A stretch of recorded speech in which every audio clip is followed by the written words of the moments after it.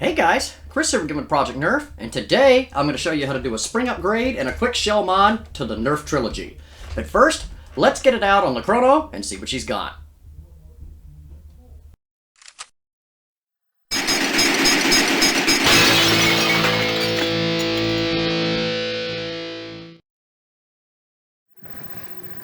Alright, let's shoot the Trilogy here over the Chronograph stock and see what kind of numbers it gets.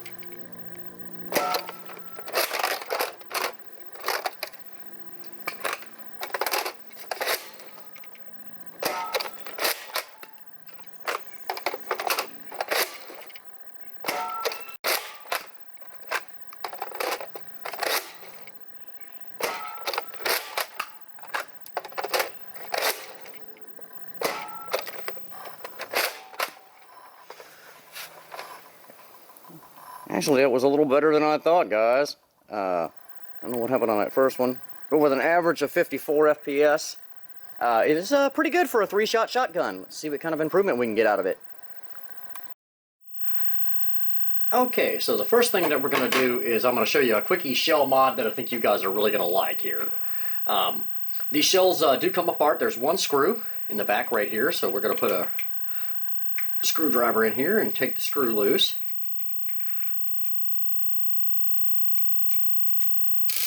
Got that out. Kind of give it a wiggle. Okay, and these dart posts, we're gonna cut these things down right at flush. Okay, so we're just gonna literally get in here and clip those off. And what that's gonna allow us the opportunity to do is load short darts into the blaster here. So if you want to be able to fire alternate ammunition, i.e. short darts out of your Trilogy, that's a very quick and easy way to go about it. Now, of course, you have to ram load them, and I know everybody's going, hey Chris, why in the world would we want to shoot short darts out of a shotgun, because we're not going to get much of a spread? Well, you know what, guys, I will get back to you on that one later in the video and explain my thought process behind that. But literally, that's it. Just take the screw out, clip the dart post down, and now we can run full-length darts as normal, or we can ram load short darts. So, great little mod. Anyway, let's grab the blaster and get it up here and get it opened up. Okay, I've already pulled all the screws out of this thing.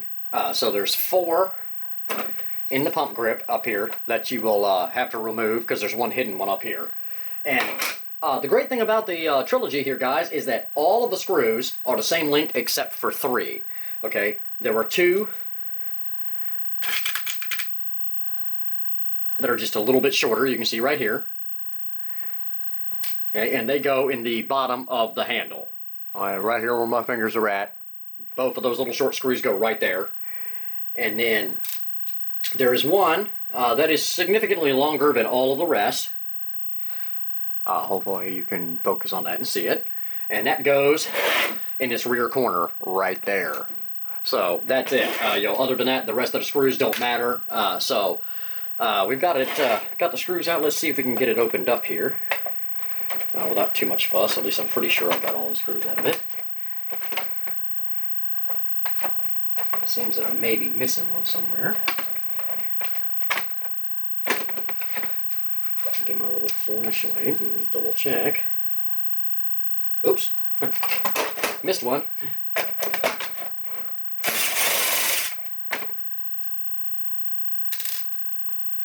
Okay, and this one right here, just above the trigger, where my flashlight's at, is also a little short one. So I'm telling you a lie. There are three short screws. One here, one there, and one there. And then the longest one goes back here.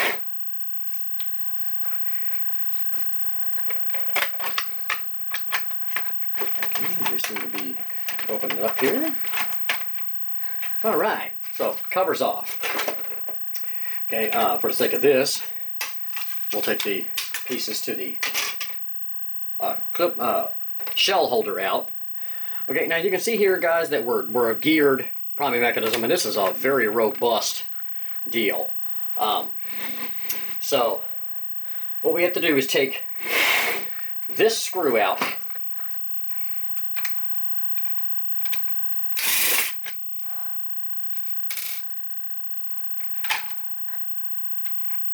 And there's one more tucked away right in here beside this post.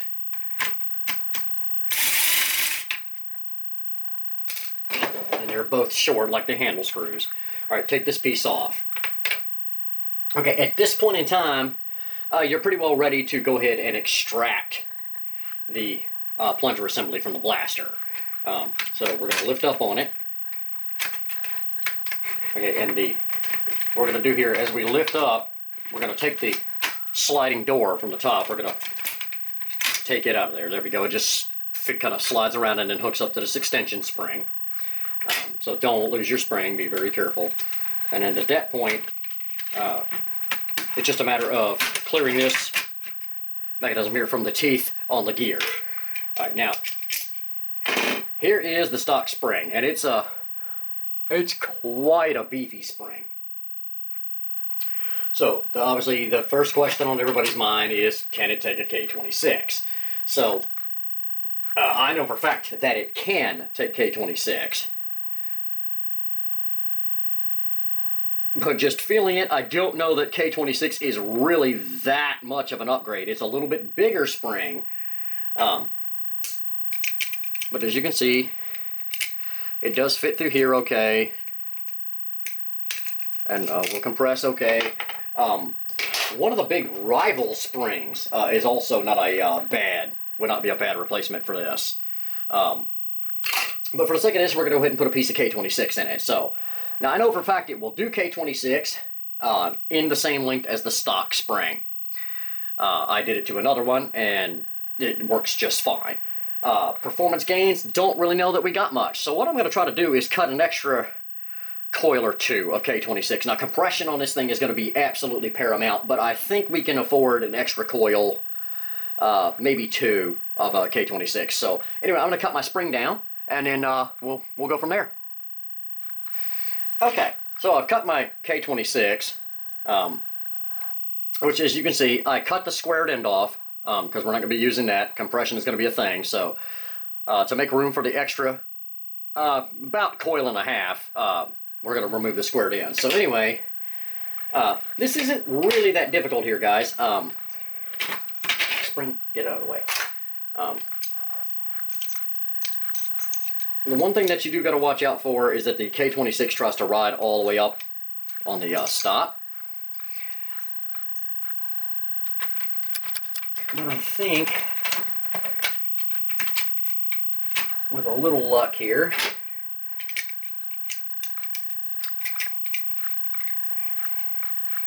we can make it all go. Now, one absolute paramount thing, and I'll try to get it in frame here for you to make sure. Right here, the priming bar. Absolutely, you have to make sure that that priming bar is all the way forward when you reinstall your spring. Because if it's not, you're not going to get enough compression when you try to prime it. So,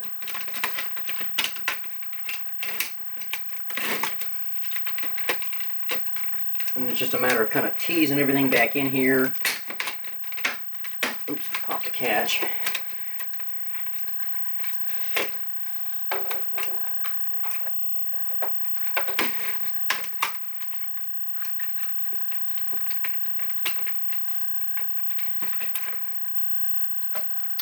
Alright, we got this drop back in. You can see our priming bar is still all the way forward. Our little extension spring that we were talking about popped off, but no biggie, we didn't lose it, so that's a good thing. Your door goes back in, and like I said, it just teases in and it's slotted, so it's not that big a deal. Just make sure it's slotted nice. Make sure to reconnect your little spring here, which can be kind of a pain in the butt, but I don't think it's going to be.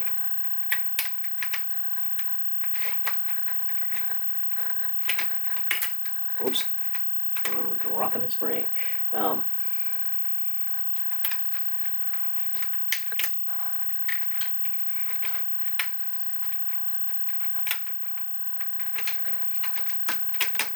There we go. Alright, so we got that. That's all shut. Then you put your final cover on. There's an alignment pin here. You got the white dowel, Sorry about that. Again, yes, Chris from Project Nerf can make a boo-boo now and again. And there we have it. Okay, so let's run these screws in.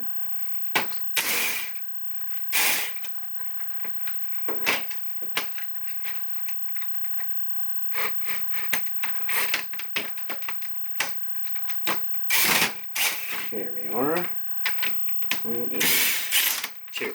Okay, so in theory, we should be good to go here, guys. Now, that length of K26 should catch, but I guess we won't find it till we button it up, so let's go ahead and throw the cover on this thing and see if it catches. Okay, one of the sure signs, guys, that you got it put back together properly is if the shell closes up by hand easily. If you're having to fight this thing and squeeze it and this and that, you didn't line something up right on the inside. So, anyway, I'm going to throw a few screws in this thing and we're going to give it a test. Alright, a couple of more screws here. We're not going to put them all in, just in case we got to take it apart. And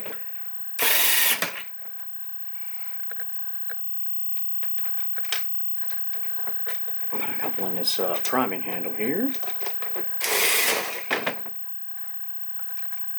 Now guys, yeah, you may note I'm using the electric screwdriver. I'm not heavy-handed with the electric screwdriver, especially these days. I've noticed that Hasbro's screws have gotten really, really cheap, and if you take one of these electric screwdrivers like that and just really hammer it home, it may like blow up in your face. So you'll end up breaking the ends of your screws off, and then you're not going to be happy. So let's see if it will catch. It does catch. We could get just a hair more K26 in it, but I think with the extra coil and a half, that we're going to see a performance gain that's going to work out for me. We were getting in the middle 50s. I would love to see this thing up around 60, maybe, if we're really lucky, 65. For 3 darts, that is a very, very effective combat shotgun. So let's get it out on the chrono and see if we got anything at all. Alright guys, let's re-chrono this now with the K26 in it and see if we get any higher numbers. When I was playing with it last night, I think we got a little bit of an improvement out of it. So.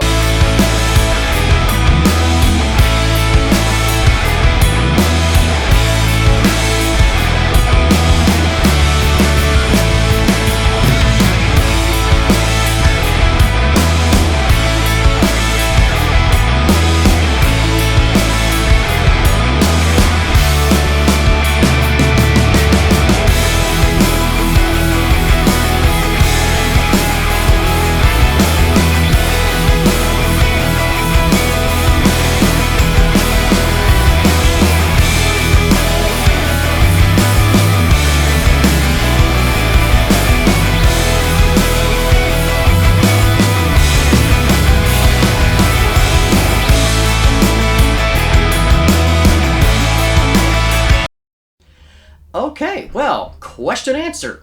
Can it take a K26? Yes, it can. Was it an improvement? Yes, it is. And the shell mod, I told you guys I would get back to you on why you would want to cut those dart posts out and be able to shoot short darts out of your shotgun. Typically, what I like to do with these shell-type blasters is load a single 1 short dart and 2 full-length elite darts. And the reason for that is elite darts tend to just go everywhere. Short darts, on the other hand, tend to track very, very true, so at least one of my 3 darts is going to go directly toward the target that I'm actually aiming at. The other 2 are going to fan out and go everywhere, so we still get some spread with the 2 elite darts, but have a very, very good chance of striking our target with the short dart. So that's why I do that type of shell mod. Doesn't have any effect on you being able to fire your long darts. And I have one more little pro tip about this blaster, which I think is actually pretty cool, and that's the eject. A lot of people have commented that they have issues getting the blaster to eject. Okay, and what happens is they're pulling the priming handle too fast. The door here opens at about half prime, and the shell will fall out pretty easily. So if we go ahead and fire it, okay, and then you see there, about half the door opens. If you go all the way back, the door shuts again. So, one more time.